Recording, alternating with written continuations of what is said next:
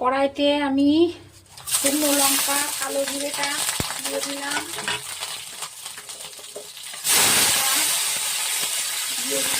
আপনারা এইভাবে শীতের সবজি শিম এইভাবে রান্না করুন, দেখুন অসাধারণ স্বাদ।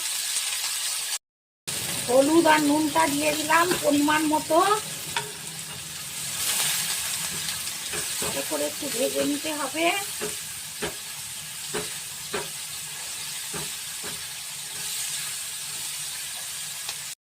সামান্য একটু জল দিয়ে দিলাম,